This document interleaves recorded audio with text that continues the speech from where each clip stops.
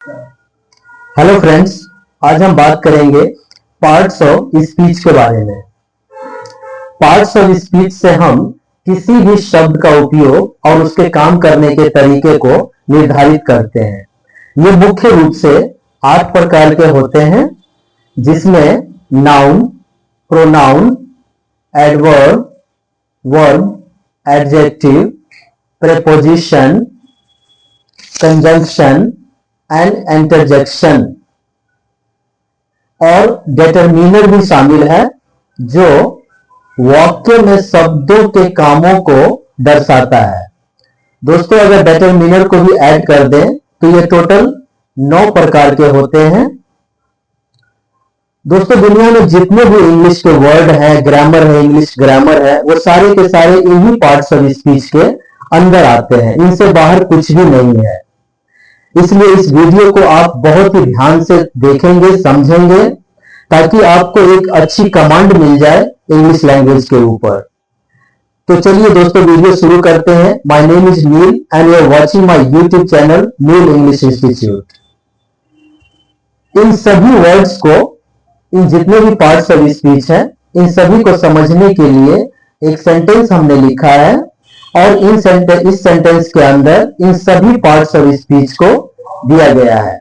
जैसे well, he and his best friend go to office timely. इसका हिंदी है, वह और उसका सबसे अच्छा दोस्त समय से ऑफिस जाता है। तो देखते हैं, ये जो सेंटेंस है इसके अंदर टोटल 9 वर्ड्स हैं, और ये टोटल 9 पार्ट्स ऑफ स्पीच को कनेक्ट कर रहा है। तो इन सारे वर्ड्स को एक दूसरे के साथ मैच करते हैं और समझने की कोशिश करते हैं इनका सही प्लेसमेंट क्या होता है और इसका उपयोग कैसे किया जाता है।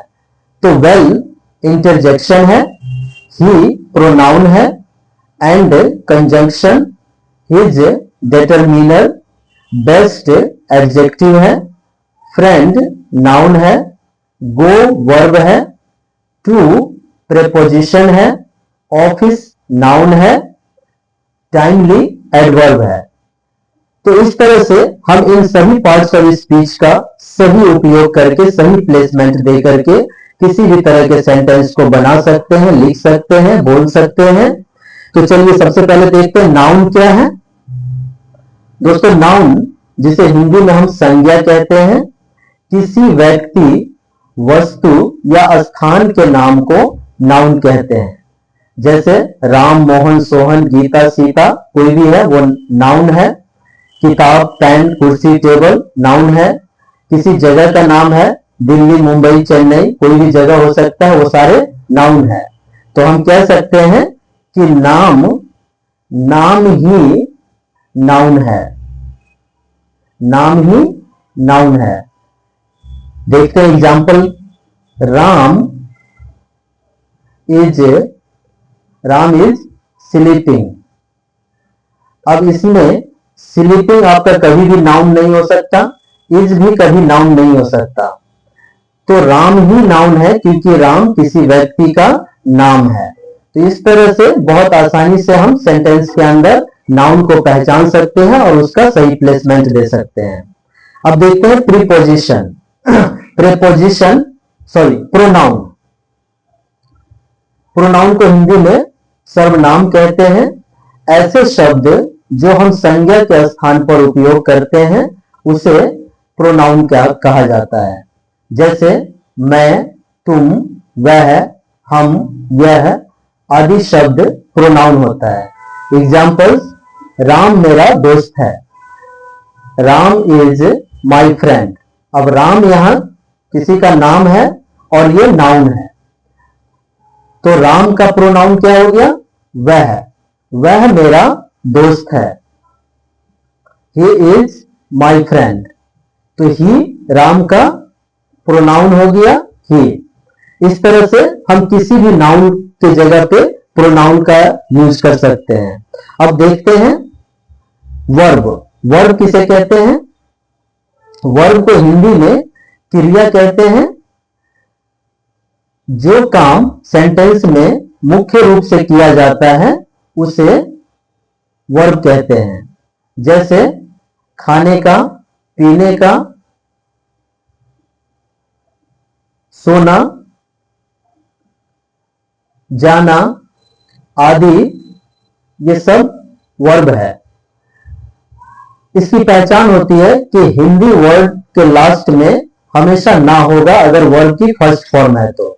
जैसे खाना में ना है, पीना, सोना, जाना, इन सभी में ना वर्ड्स आता है लास्ट में। लेकिन इसके साथ अगर वर्ब की कोई दूसरी फॉर्म है, सेकेंड फॉर्म है, थर्ड फॉर्म है, तो उसके उस फॉर्म में ये ना नहीं आकर कुछ और आएगा वहां पे।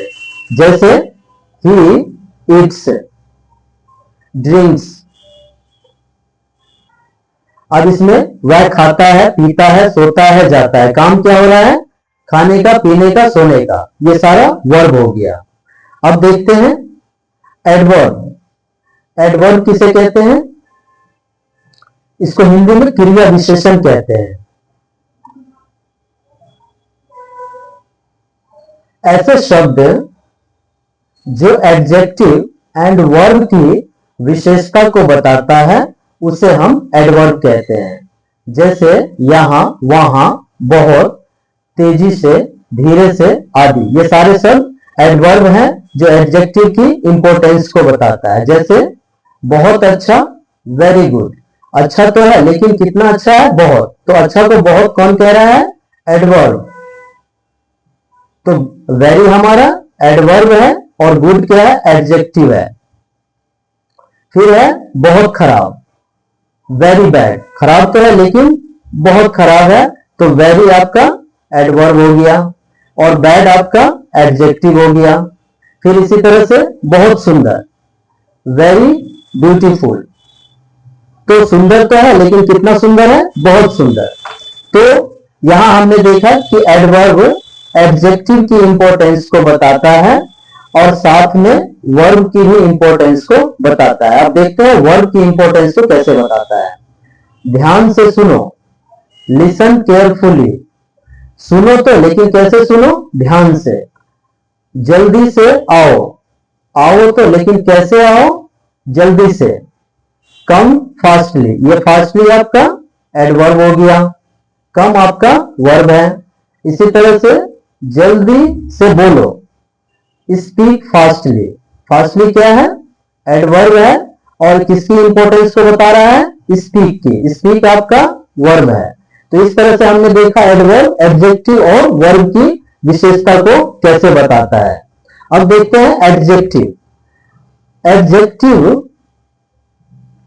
जिसको हिंदी में संज्ञा विशेषण कहते हैं। ऐसे शब्द जो नाउन की विशेषता बताने में मदद करे उसे एडजेक्टिव कहते हैं। नाउन किसी व्यक्ति, वस्तु, स्थान के नाम को नाउन कहते हैं। इसकी इंपॉर्टेंस को कौन बताएगा? एडजेक्टिव बताएगा। देखते हैं अच्छी पुस्तक, गुड बुक। यानी पुस्तक तो है लेकिन कैसी पुस्तक है? अच्छी है। तो गुड यहां पे आपका एडजेक्टिव है और बुक आपका नाउन हो गया। इसी तरह से पुरानी टेबल, टेबल तो है लेकिन कैसी टेबल है? पुरानी है। तो टेबल आपका नाउन है और ओल्ड एडजेक्टिव हो गया। फिर देखेंगे ठंडा पानी, कोल्ड वाटर। पानी तो है लेकिन कैसा पानी? ठंडा पानी।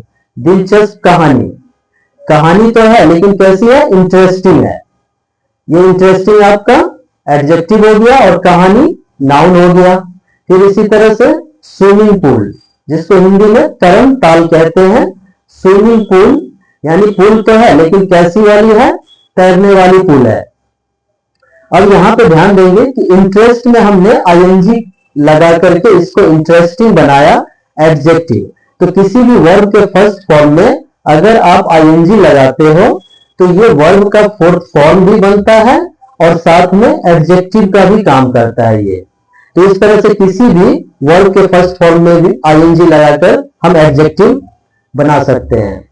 अब देखते हैं प्रीपोजिशन। प्रीपोजिशन को हिंदी में हम संबंध बोधक कहते हैं। नाउन का सेंटेंस के दूसरे शब्दों से संबंध बताने वाला प्रीपोजिशन कहलाता है। जैसे मैं पर, के, साथ, के नीचे किसी की अवस्था बताना आदि प्रेपोजिशन कहलाता है। जैसे बिल्ली टेबल के नीचे है। अब इसमें नाउन क्या है? बिल्ली है और टेबल भी नाउन है। तो यहां कह रहा है नाउन का सेंटेंस के दूसरे शब्द, सेंटेंस में जो दूसरे शब्द है वो आपका टेबल है यहां। तो नाउन का सेंटेंस के दूसरे शब्दों से संबंध बताने वाले शब्द को हम प्रेपोजिशन कहते हैं। जैसे the cat is under the table. अब कैट और टेबल के बीच का संबंध कौन डिसाइड कर रहा है? Under, preposition. जैसे बिल्ली टेबल के नीचे है, the cat is under the table. फिर इसी तरह से बैग टेबल के ऊपर है। बैग तो है लेकिन कहां है? टेबल के ऊपर। तो इस दोनों नाउन के बीच में संबंध किसने कनेक्ट किया? प्रेपोजिशन ऑन ने। फिर इसी तरह से वह मेरे साथ है। वह और मेरे के बीच में विद प्रेपोजिशन को लिया और सेंटेंस बन रहा है ही इज विद मी। वह मेरे साथ है। तो इस तरह से हम प्रीपोजिशन का उपयोग करते हैं किसी भी नाउन की पोजीशन को बताने के लिए। अब दोस्तों देखते हैं कंजंक्शन। कंजंक्शन दो शब्दों या दो से अधिक वाक्य को आपस में जोड़ने वाले शब्द को कंजंक्शन या कोरिलेटिव वर्ड्स कहते हैं। जैसे यदि, इफ, लेकिन, बट, क्योंकि, बिकॉज, जब, व्हेन, कि, दैट, और, एंड, ताकि, सो दैट आदि शब्द कंजंक्शन कहलाता है। इसको समझते हैं डिटेल्स में कुछ एग्जांपल्स के साथ। जैसे यदि तुम यहां आओगे, यदि तुम यहां आओगे तो तुम इंग्लिश सीख जाओगे। यहां दो सेंटेंस है, एक है तुम्हारा यहां आना और दूसरा है तुम्हारा इंग्लिश सीखना। दोनों सेंटेंस को किसने ज्वाइंट किया? कंजंक्शन देन और इफ ने। तो सेंटेंस बन रहा है if you come here then you will learn English. यहां आपका कंजंक्शन इफ हो गया और देन। फिर इसी तरह से मैंने उसे बुलाया था लेकिन वह नहीं आया। अब इस सेंटेंस में भी दो सेंटेंस है, एक है मेरा उसे बुलाना और दूसरा है उसका नहीं आना। अब इस दोनों सेंटेंस को ज्वाइंट कौन कर रहा है? लेकिन, बट, कंजंक्शन। जैसे I had called him but he did not come. मैंने उसे बुलाया था लेकिन वह नहीं आया। फिर इसी तरह से वह यहां आया है क्योंकि मैंने उसे बुलाया है। यहां भी दो सेंटेंस है, एक है मेरा उसे बुलाना और दूसरा उसका यहां आना। और दोनों सेंटेंस को कंजंक्शन ज्वाइंट कर रहा है क्योंकि। सेंटेंस है he has come here because I have called him. फिर इसी तरह से राम और श्याम यहां रह रहे हैं। राम एंड श्याम। अभी तक देखा हमने कि दो सेंटेंस को ऊपर ज्वाइंट कर रहा है लेकिन यहां दो शब्द को भी आपस में ज्वाइंट कर रहा है ये conjunction. Ram and Shyam are living here. तो इस तरह से हम कंजंक्शन का उपयोग करते हैं दो शब्द या दो से अधिक सेंटेंसेस को आपस में ज्वाइंट करने के लिए और एक कहानी लिखने के लिए, एक पैराग्राफ बनाने के लिए। दूसरा इंटरजेक्शन। इंटरजेक्शन अचानक मुंह से निकल जाने वाले शब्द को इंटरजेक्शन कहा जाता है। जो मन में अचानक उठने वाली भावनाओं, आश्चर्य, खुशी या दुख को व्यक्त करते हैं उसे हम इंटरजेक्शन कहते हैं। कुछ शब्द देखते हैं, वाह इंग्लिश में वाओ, ओह इंग्लिश ओह, अरे, हे, काश, आई विश आदि शब्द इंटरजेक्शन कहलाता है। इसको समझते हैं कुछ एग्जाम्पल्स के साथ।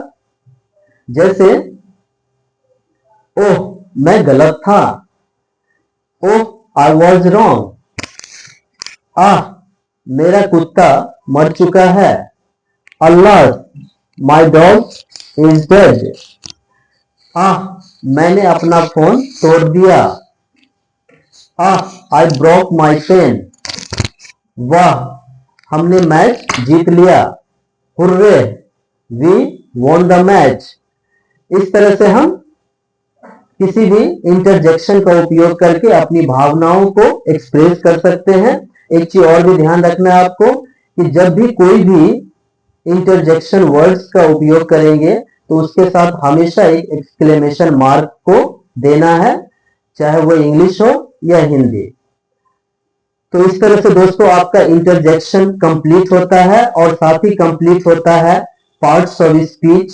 मैं उम्मीद करता हूं कि वीडियो आपको बहुत पसंद आया होगा, समझ में आया होगा, और अगर वीडियो अच्छा लगा है तो एक लाइक और कमेंट्स कर देंगे ताकि मैं इसी तरह के और भी अच्छे अच्छे वीडियोज आपके लिए बनाकर लाता रहूंगा, जिसकी हेल्प से आपकी इंग्लिश अच्छी होती चली जाएगी। तब तक के लिए धन्यवाद दोस्तों, थैंक यू।